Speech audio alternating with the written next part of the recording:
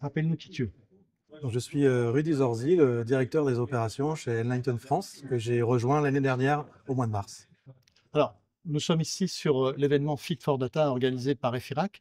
Qu'est-ce que vous retenez de cet événement?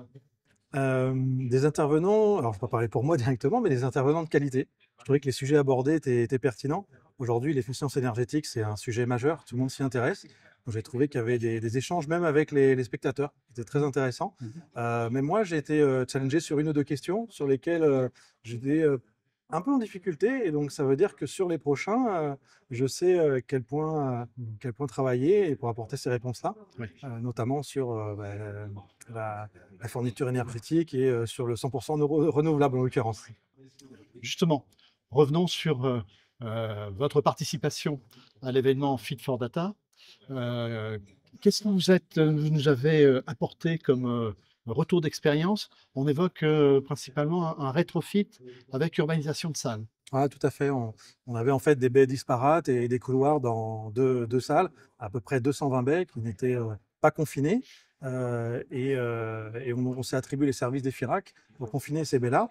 Et on a pu très rapidement constater l'efficacité énergétique avant-après, puisqu'on a des gains énergétiques. On souffle beaucoup moins fort dans les couloirs, le fait que ce soit confiné. On a grandement amélioré notre PUE, donc les températures de soufflage, mais aussi les régimes d'eau glacée. On a gagné 8 degrés dessus. Et puis principalement la consommation dédiée à la production de froid du site, qui était de 30% sur la consommation totale du site, qui a été ramenée à 15%. Et ça, c'est pas négligeable. Quand on sait que moins on utilise les clims, moins on consomme, donc plus on est efficient et plus on va économiser des sous au final. Bien sûr. Alors, revenons juste à l'origine du projet. Avant, après, qu'est-ce qui s'est passé? Qu'est-ce qui a permis d'avoir ces gains? Le fait de confiner, le fait de rendre les couloirs étanches, on avait des couloirs où on respectait les couloirs chauds, les couloirs froids, mais ils n'étaient pas étanches. Donc on soufflait à 17 degrés pour pouvoir refroidir les baies et respecter nos SLA. Et puis après confinement, on se retrouve avec des températures de soufflage à 22 degrés, Ouais. tout en continuant à respecter nos SLA. Donc là, c'est énorme. Et on voit tout de suite l'application du fait de confiner des couloirs. Pourquoi EFIRAC? EFIRAC, c'est des gens qui nous ont accompagnés, qui ont été très réactifs sur la solution. Hein, on n'est pas sur du Ikea où il manque des vis, où il y en a trop.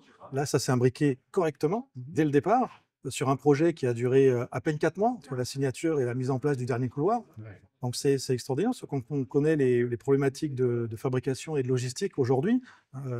4 mois, c'est quand même très court et il fallait le souligner. Merci. Avec plaisir.